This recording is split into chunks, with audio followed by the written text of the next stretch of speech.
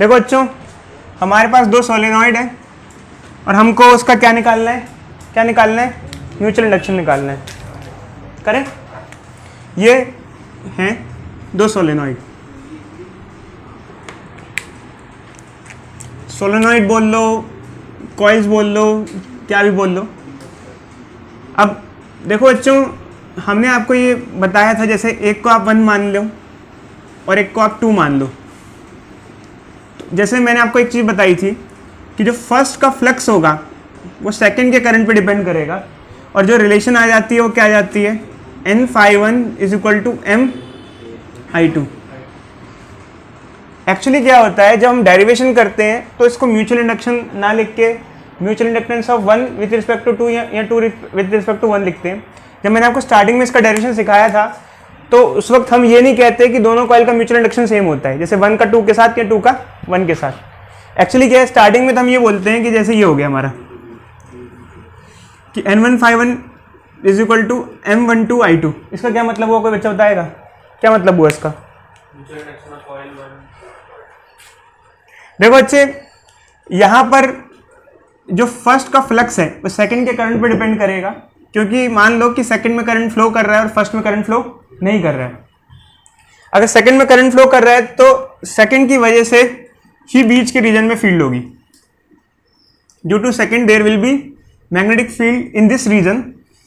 Current second में flow कर रहा है, फर्स्ट में नहीं फ्लो कर रहा है, बट फर्स्ट फायदा उठा रहा है उस फील्ड का, तो फ्लक्स जो है फर्स्ट से भी पास हो रहा है। मैंने आपको बताया था जब ये म्यूचुअल इंडक्शन समझाया था। अब यहाँ पर इसे कहेंगे coefficient of mutual induction of 1 with respect to 2, क्योंकि फ्लक्स का बेनिफिट किसको मिल रहा है, 1 को मिल रहा है, किसकी वजह से, सेकंड की वजह से। तो ऐसा लिखते हैं। ऑल दो बच्चों, जैसे हम ये लिख रहे हैं, अगर इसका रिवर्स होता, रिवर्स मतलब क्या होता है कि अगर सेकंड कॉइल में करंट नहीं होता और फर्स्ट कॉइल में करंट होता तो ऐसी इक्वेशन भी लिखी जा सकती थी। क्या होता है बच्चे बताओ? ठीक है, ये हो जाएगा।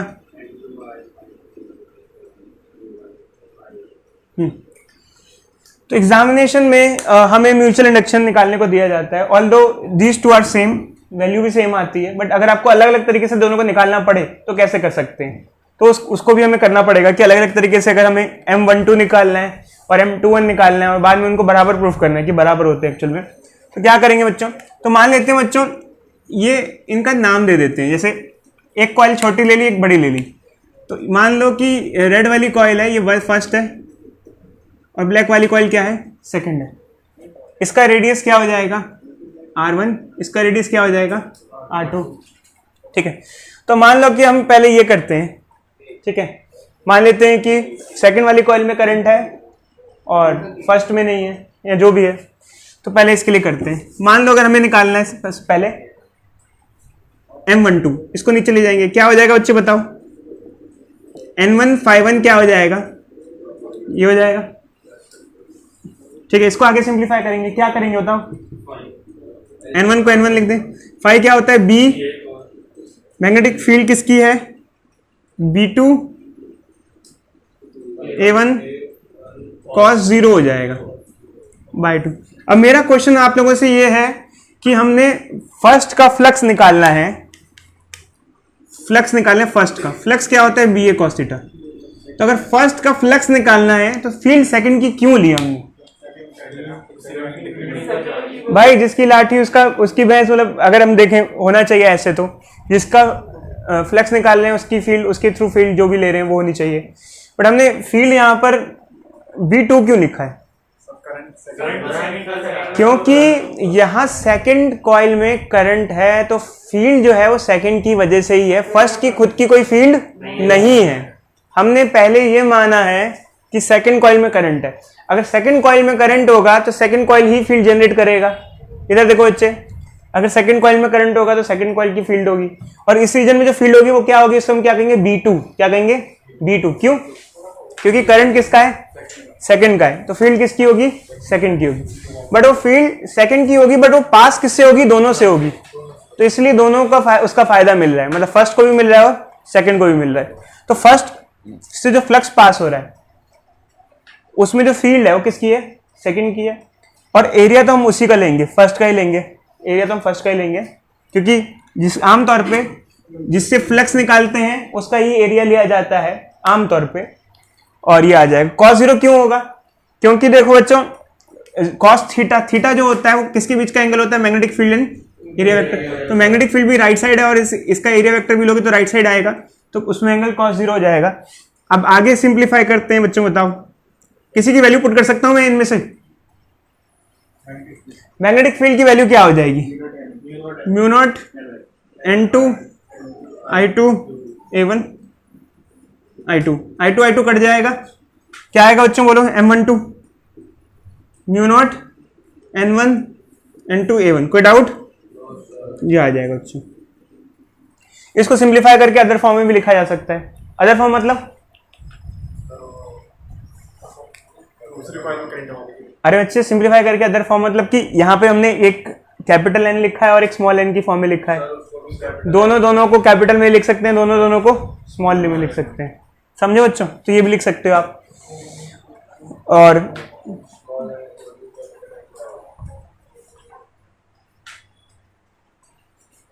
आगे देखें क्या हो सकता है, इसको क्या क्या लिख सकते हैं? Mu naught N1 N2 A1 L हो सकता है। ये कैसे होगा? अगर आप N1 is equal to N1 into L use कर लो, इसको इधर भगा दो, N1 क्या हो जाएगा? Small N1 into L। तो ये पुट कर सकते हो। कोई डाउट? ठीक है, एक ये हो सकता है। दूसरा क्या कर सकते हैं? दूसरा N2 स्मॉल N2 की वैल्यू पुट कर दो, तो उस टाइम ये क्या हो जाएगा?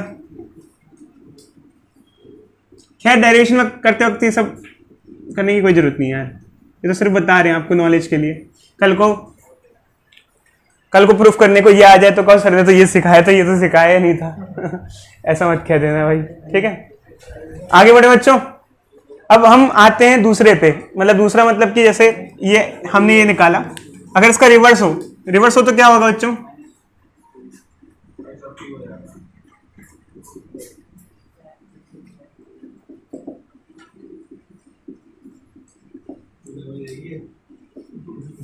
फ्लक्स क्या होगा बच्चे? यहां पे भी क्या लगाएंगे बताओ? बी ए कॉस थीटा क्या लिखूं बताओ? क्या लिखूं बताओ बच्चे? B1 A2 आएगा या 1 आएगा? बताओ 1 2 और 2 बताओ। देखो बच्चे एक्चुअली क्या होता है, बताते हैं। देखो बच्चे वैसे जब फ्लक्स निकालते हैं तो जिसका एरिया होता है वही लिया जाता है। अब जैसे हम फ्लक्स किसका निकाल रहे हैं? सेकंड कॉइल का निकाल रहे हैं, तो एरिया भी किसका होना चाहिए? सेकंड का ही होना चाहिए। बट यहाँ एक दिक्कत ये होती है, जैसे अगर अंदर वाली कॉइल में करंट है, तो अंदर वाली कॉइल में करंट है तो सिर्फ अंदर के रीजन में फील्ड होगी, पूरे रीजन में तो फील्ड होगी नहीं ना। अंदर वाली कॉइल में करंट है तो सिर्फ कितने रीजन में फील्ड होगी? अंदर की। देखो बाहर वाली कॉइल में अगर करंट है तो बाहर वाले में भी फील्ड होगी और अंदर वाले में भी होगी। बट अंदर वाली कॉइल में अगर करंट है तो अंदर में फील्ड होगी, बाहर में नहीं होगी। तो अब चक्कर क्या होगा? अब त्रिमनदीप कहेगा कि सर एरिया तो हम इसका लेंगे पूरा, बट एरिया इसका पूरा नहीं ले सकते। एक्चुअली क्या होता है, जिसका फ्लक्स होता है उसका ही एरिया लिया जाता है, बट अगर उसके पूरे रीजन में फील्ड है तो, ठीक है बच्चे, अगर उसके पूरे रीजन में फील्ड है तो इसके पूरे रीजन में फील्ड नहीं है, इसके सिर्फ इतने से रीजन में फील्ड है, तो इतने ही एरिया को लिया जाएगा। समझे बच्चे? आमतौर पे फ्लक्स होता है बी ए कॉस थीटा, एरिया जिसके फ्लक्स ले रहे हैं उसका लेना चाहिए, बट वो एरिया लिया जाता है जितने रीजन में क्या होती है? फील्ड होती है। अब आप बाहर वाली कॉइल से फ्लक्स निकाल रहे हो, पूरी बाहर वाली सेकंड कॉइल से फ्लक्स निकाल रहे हो, ठीक है, बट क्या बाहर वाली कॉइल में पूरे रीजन में फील्ड पास हो रही है? नहीं हो रही ना।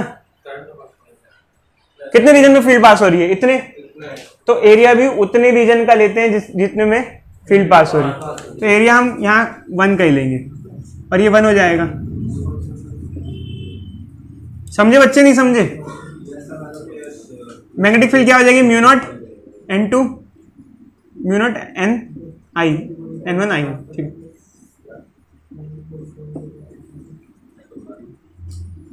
सेम आ गया बच्चों। एल कहां गया? एल नहीं आएगा, हाँ ऐसे ही आ जाएगा। कोई डाउट बच्चों? सेम सेम आ रहा है देखो,